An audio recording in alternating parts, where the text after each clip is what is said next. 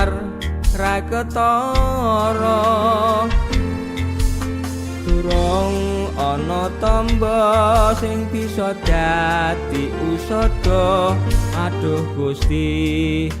welas kawula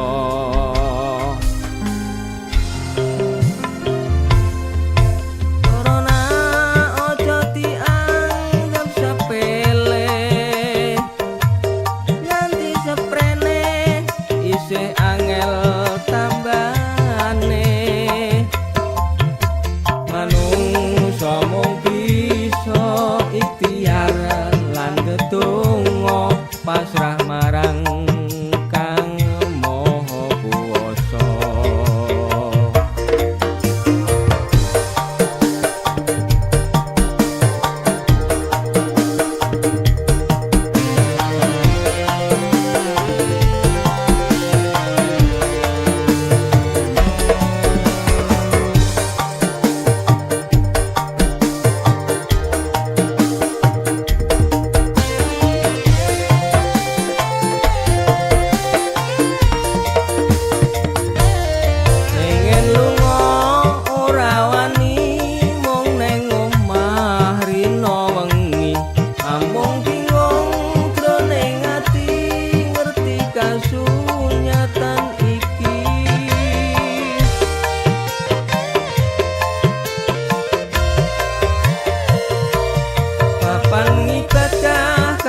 sepi ra ana swara wong ngaji mung tetunggo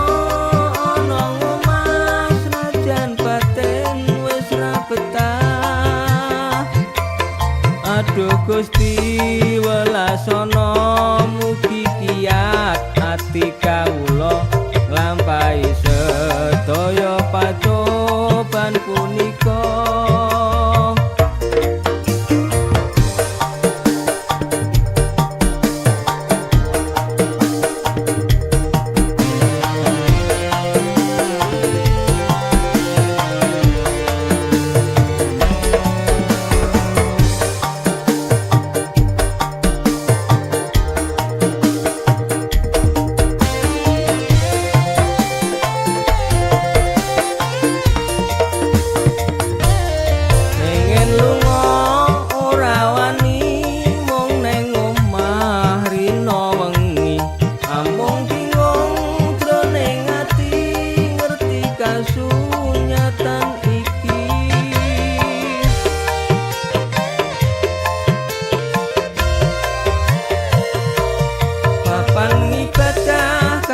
sepi ra ana swara wong ngaji